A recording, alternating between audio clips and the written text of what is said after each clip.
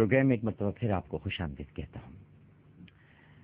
ناظرین کرام، ان گناہوں کی حقیقت ہی کیا ہے؟ توبہ کے ذریعے ایک منٹ میں سب اڑ جاتے ہیں، چاہے چھوٹے ہوں یا بڑے ہوں، سارے گناہ ختم ہو جاتے ہیں۔ دولتیں مل گئی ہیں آہوں کی، دولتیں مل گئی ہیں آہوں کی، ایسی تیسی میرے گناہوں کی۔ آہوں میں رہیے، آنسو بہاتے رہیے، آپ کے سارے گناہ معاف ہو جائیں گے۔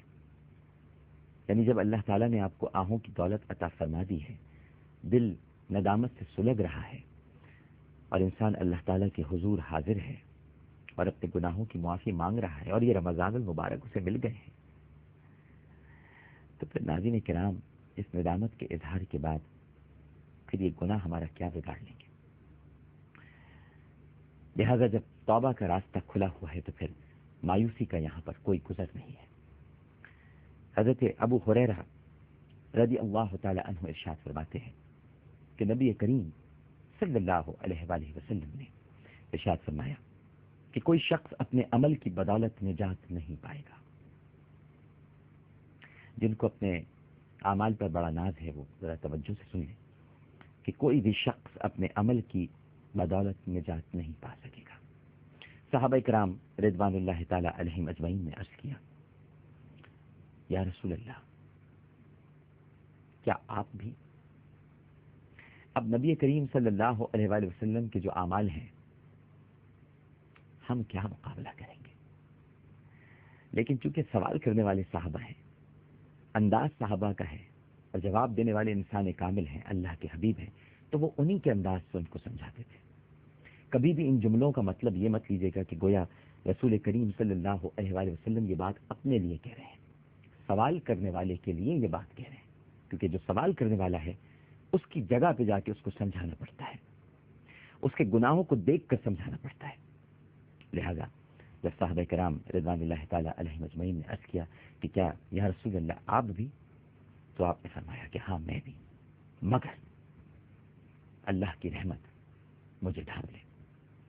یعنی صحابہ کو یہ بتایا آپ نے، میرے پیارے پیارے صحابہ کو رضوان اللہ تعالیٰ علیہ مجمعین کو، کہ اعمال تو نجات نہیں دے سکتے، لیکن اگر اللہ کی رحمت ڈھانپ لے تو وہ سب کچھ ممکن ہے۔ یعنی اللہ کا فضل ہو جائے، اس کا کرم ہو جائے۔ اور اپنی ذات کو اس لیے سامنے پیش کیا کیونکہ سوال آپ سے کیا گیا تھا، بس سمجھنے کی بات ہے۔ اب اگر کوئی اس کو یوں سمجھے کہ دیکھیے رسول اللہ صلی اللہ علیہ وآلہ وسلم بھی یہ فرما رہے ہیں کہ میرے بھی اعمال معاذ اللہ معاذ اللہ معاذ اللہ ثم معاذ اللہ مجھے نہیں بچا سکیں گے، تو کتنی جہالت کی بات ہے، کتنی گھٹیا بات ہے۔ بھئی آپ سوال کرنے والے کو دیکھیے نا، وہ تو سائل کی جگہ پہ پہنچ کے اس کو سمجھا رہے ہیں، سوال کرنے والے کو بتا رہے ہیں۔ نبی کریم صلی اللہ علیہ وآلہ وسلم تو معصوم عن الخطا ہے، جنت میں تو سب سے پہلے وہی داخل ہوں گے، ان کے بعد کوئی داخل ہوگا۔ آپ ہی کے لیے تو جنت سجائی گئی ہے، آپ ہی کے لیے تو کائنات بنائی گئی ہے، آپ ہی تو وجہ تخلیق کائنات ہے۔ لیکن جب آپ کوئی بات ارشاد فرماتے ہیں تو ہمارے لیے فرماتے ہیں تاکہ ہمیں ہدایت ملے، ہمیں روشنی ملے۔ اس کو اسی طرح سے سمجھنا چاہیے۔ بس یعنی خلاصہ اگر آپ دیکھ لیں اس پیاری سی حدیث کا تو وہ یہی ہے کہ اگر ساری زندگی بھی کوئی اللہ سبحانہ و تعالیٰ کی نافرمانی کرتا رہے ساری زندگی، لیکن موت سے پہلے بس ندامت سے 2 آنسو بہا لے، اللہ تعالیٰ اس کے سارے گناہوں کو معاف کر دے گا۔ 2 آنسو اس لیے کہتا ہوں ناظرین کہ آپ لوگ پوچھتے ہیں 2 آنسو کیا مطلب 2 ہی بہائے؟ ارے بھیا 2 آنکھیں ہیں تو جب آنسو نکلتے ہیں تو دونوں آنکھوں سے نکلتے ہیں۔ آنکھوں کی بھی تو وفاداری ہونی چاہیے نا۔ پتہ چلا کہ ایک آنکھ وفادار نہیں ہے اور دوسری وفادار ہے، آنسو بہیں تو پھر دونوں آنکھوں سے بہیں، ایک آنکھ سے آنسو کیسے بہے؟ تو 2 آنسو اگر نکل پڑے ندامت سے تو اللہ سبحانہ و تعالیٰ معاف کر دیتا ہے۔ ایک حدیث میں آتا ہے ناظرین کرام کہ جب گنہگار ندامت کے ساتھ توبہ کرتا ہے تو آسمان پر چراغاں ہوتا ہے، چراغاں۔ تو اس حدیث سے تو چراغاں بھی ثابت ہو جاتا ہے ناظرین کرام۔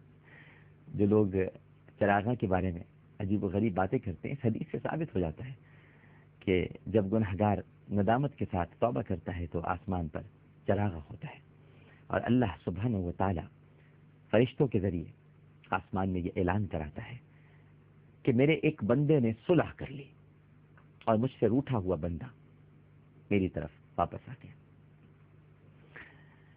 لیکن کیا کیجئے کہ انسان کے اندر تعصر ہے. ماں ناراض ہو جائے تو منانے میں ہفتہ تو لگ ہی جاتا ہے. چلیے ہفتہ نہ صحیح 1-2 دن تو لگ ہی جائیں گے. باپ ناراض ہو جائے تو اور زور لگے گا. باپ اور مشکل سے مانتا ہے. ماں تو جلدی مان جاتی ہے. ماں تو ماں ہے.